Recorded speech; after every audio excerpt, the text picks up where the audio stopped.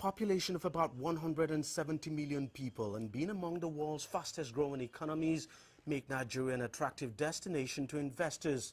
The country is actually slated to be Africa's biggest economy ahead of South Africa after it rebases its GDP. But make no mistake, it's really not that easy to start up a business in Africa's largest oil producer. For small local businesses, it could be a nightmare, especially when it comes to securing funding. And no one understands it better than Babajide Baye. He set up an internet service providing firm using his own resources in 2011, and since last year he's been struggling to get funding from the banks to procure critical equipment to expand his operation.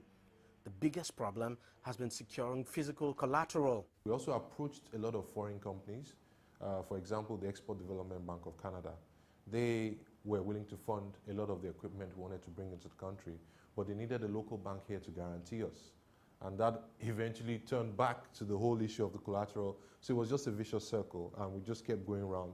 They asked for all other requirements which we could meet, but once the issue of collateralizing the loan comes up, that's a dead end.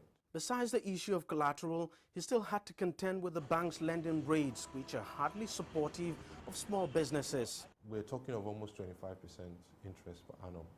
The reality is the average business, the average trader or service business as you were, the average profit margin you make on a single transaction is usually about 20 to 30%.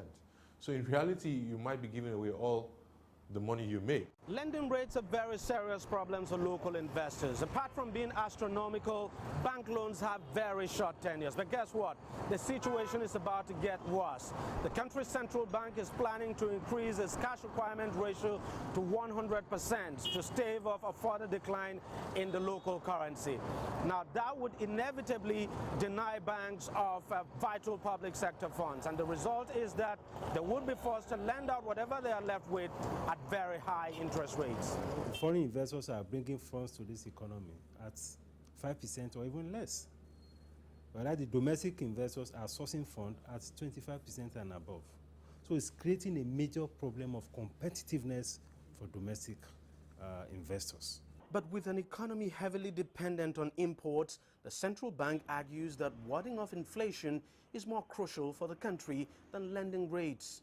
What you don't want to do is to allow your exchange rates to go to the extent where the impact on cost of goods and services becomes so high that inflation rate is affected. With funding difficult to come by, Babajide is now scaling down and thinking of renting out his office complex to move to a much smaller place. I'm in this for the long haul. I used to be in paid employment, and there's a vision driving us, and we have a team that is also extremely passionate about what we do, and we're not looking at backing down anytime soon. And so, the struggle continues.